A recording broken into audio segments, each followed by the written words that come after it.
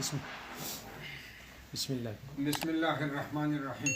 سب سے پہلے میں چکدرا پریس کلب کے تمام ذمہ دار ساتھیوں کا شکر گزار ہوں۔ اس موقع پر میرے موقف کو پوری قوم تک اور جماعتی کارکنوں تک پہنچانے کے لیے اہتمام کیا اور اخبارات اور چینلوں کی زینت بنی ہوئی ہے، تو ظاہر ہے جس جماعت میں ہم نے پوری گزاری ہے ان کے ساتھ ہمارے ہمدردیاں اس سے کم نہیں ہوئی، مزید زیادہ ہوئی، اور لیکن اب تک ہمیں دستوری طور پر کوئی تحریری فیصلہ نہیں ملا ہے جس کے مندرجات دیکھ کر اس کے مناسب جواب دیا جا سکے۔ لیکن سوشل میڈیا پر جو باتیں ہمارے سامنے آئی ہے اس میں دستوری طور پر جو ہمارا ضابطہ ہے، جماعت چلانے کے اندرونی جو دستور ہے، اس کے عنوان سے کئی سارے کمزوریاں ہمارے سامنے آئی ہوئی ہے۔ سب سے پہلے ہمیں شوکاز نوٹس نہیں ملا ہے۔ ظاہر ہے جب صفائی کا موقع نہیں دیا جاتا اور شوکاز نوٹس نہیں دیا جاتا تو ظاہر ہے کہ اس میں پھر مخاطب جو ہے وہ جواب کرنے کے مواقع ان کو نہیں ملتے ہیں۔ دوسری بات یہ ہے کہ ہمارے دستور میں یہ ہے کہ کسی بھی مسئلے پر شوکاز نوٹس دینے کے بعد اس کی وضاحت جو ہے اس کو باقاعدہ اس پر اجلاس بلایا جائے گا اور اس وضاحت کو یا مسترد کیا جائے گا یا اس وضاحت کو قبول کیا جائے گا۔ دوسرے ہمارے دستور میں یہ ہے کہ کسی سطح کی مجلس شورا کی ممبر یا مجلس عاملہ کی ممبر اس کے خلاف کارروائی کرنے کے لیے دستوری ضابطہ یہ ہے کہ اسی سطح کے مجلس شورا کے ایجنڈے پر یہ بات لایا جائے اور باقاعدہ مجلس شورا اسی پر اپنی رائے دے، یا کثرت رائے سے یا اتفاق رائے سے وہ فیصلہ منظور کیا جا سکتا ہے۔ لیکن یہاں پر ایسی صورتحال ہے کہ ایک اسپیشل کمیٹی بنائی گئی ہے جس کے دستور میں کسی قسم کی گنجائش بھی نہیں ہے اور اس کا ذکر بھی نہیں ہے، چونکہ مرکزی مجلس شورا جو ہے وہ اس کے لیے اس کا اجلاس بلانا، مرکزی شورا میں پھر اس مرکزی ممبر کے حوالے سے رائے لینا، فیصلہ کرنا، یہ فیصلہ بظاہر اس سے خالی ہے۔ دوسری بات جو اہمیت کے حامل ہے وہ یہ ہے کہ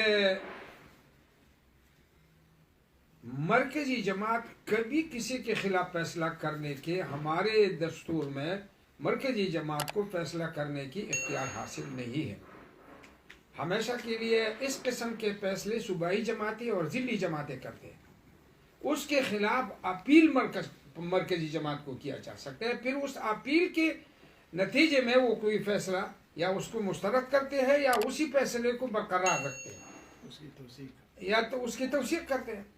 لہٰذا یہاں پر جو اپیلیبل جماعت ہے اس اپیلیبل جماعت نے فیصلہ کیا ہے جو کہ مسلمہ دنیا کے قوانین سے متصادم فیصلہ ہے۔ آئین اور دستور جو ہے وہ مرکزی جماعت کو اپیل کے بعد اختیار دیتے ہیں کہ یا فیصلے کی توثیق کرے یا فیصلے کو مسترد کرے۔ لہٰذا ہماری سوچ اور فکر جو ہے وہ اندرونی خانہ ہمارے جو جماعتی اداروں میں جو اختلاف رائے کے بنیاد ہے وہ یہ ہے کہ ہم ملک میں جمہوریت اور جمہوری اداروں کے ہم اس کو سپورٹ کرتے ہیں اور خود بھی تبدیلیوں کے لیے جمہوریت کا راستہ لیتے ہیں۔ لہذا ہماری جماعت میں آہستہ آہستہ یہ دستوری ضابطے اور دستوری ادارے یہ ختم ہوتے جا رہے ہیں، یہ برائے نام رہ جاتے ہیں۔ لہٰذا اداروں کے اندر ہم نے ہمیشہ کے لیے دستوری جنگ لڑی ہے، اور یہ بات جو ہے ایجنڈوں پر بھی لائے ہیں، لیکن بہر صورت وہ ہمارے اندرونی جماعتی ڈسپلن جو بھی ان کے تقاضے ہیں ہم انہی کے مطابق آگے چلتے رہیں گے. لیکن جس وقت تک وہ تحریری فیصلہ نہیں ملتے ہیں اور سوشل میڈیا اور چینلز اور اخبارات اس حوالے سے قیاس آرائیاں کرتے ہیں، تو ان کو صورتحال سے آگاہ کرنے کے لیے یہ پریس کانفرنس ہو رہی ہے. تو ہمارے دستور کے مطابق تنظیم کے تشکیل کے لیے الیکٹورل کالج جو ہے یہ ضروری ہے، اور اس الیکٹورل کالج کے باقاعدہ ایک تشکیل اور ترکیب ہے.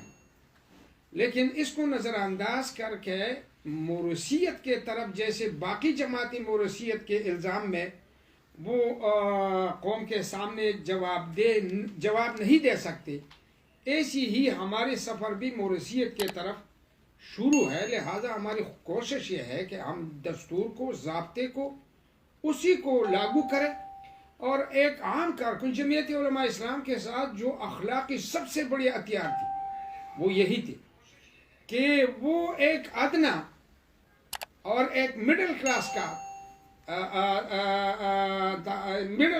کا بندہ جو ہے اس کو ممبر بھی بناتے ہیں، اس کو منسٹر بھی بناتے ہیں، اور اس کو سینٹ کا ممبر بھی بناتے ہیں. تو جب تک یہ ادارے نہ ہو تو ایک مڈل کلاس کا بندہ کیسے سفر کریں گے؟ پھر تو بادشاہی کے بیٹا بادشاہ ہوگا. لہٰذا موروثیت جو ہے یہ بھی ہمارے صفوں کے اندر کارکنوں کے لیے قابل قبول نہیں ہے. اور دوسرے، تنظیم کے تشکیل کے حوالے سے مثلا پچھلے مرتبہ جس ادارے نے مجھے امیر بنایا تھا اسی ادارے کے ممبران کی تعداد 1050 تھی. اسی مرتبہ وہ ادارہ جو بن گیا ہے وہ 1550 800 پرانے ممبر کو فارغ کر دیا گیا ہے. تو یہ باصلاحیت لوگوں سے جب ادارہ خالی ہو جاتا ہے تو ظاہر ہے پھر تو خوش آمدگر ہی اسے میں رہ جاتا ہے. لہٰذا ہماری کوشش ہے کہ ادارہ اپنی مؤثر کردار ادا کرے اور اداروں میں مؤثر لوگ جو ہے وہ چلے جائیں.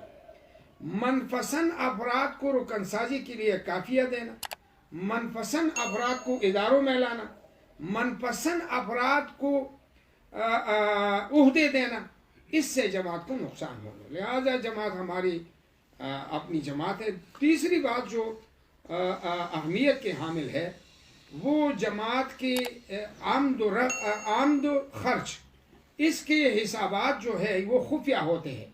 لہذا یہ تمام کارکن تک اس کے تمام پوری رپورٹ جو ہے یہ چلنے چاہیے. یہ بنیادی 2-3 نقطے ایسے ہیں جس پر جماعت میں اختلاف رائے ہوتے ہیں، اور اختلاف رائے کی صورت میں ظاہر ہے جب آپ ادارے میں نہیں ہوتے تو پھر بات کرنے کا جگہ کہاں رہ جاتی ہے. لہذا انشاءاللہ تبارک و تعالی ہماری کوشش ہے نہ ہم دوسری جماعت بناتے ہیں، نہ ہم جماعت کے اندر کوئی ڈلہ کے اور کوئی جنبہ کے قائل ہے. جماعت ہی میں رہیں گے، اور جب یہ دستوری کمزوریاں سامنے ہے تو یہ فیصلہ بھی اپنی دستوری حیثیت کو چکے ہے.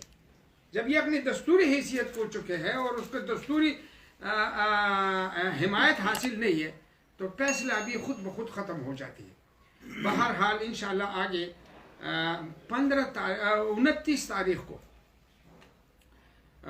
مولانا محمد خان شیرانی صاحب اور جن ساتھیوں کے خلاف کارروائی ہوئی ہے ان سے ملک بھر میں جتنی بھی عقیدت مند ہے، خاص کر ذمہ دار لوگوں کی اجلاس اسلام آباد میں بلائے ہے.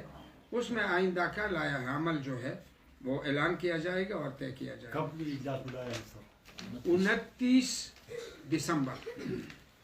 جزاکم اللہ.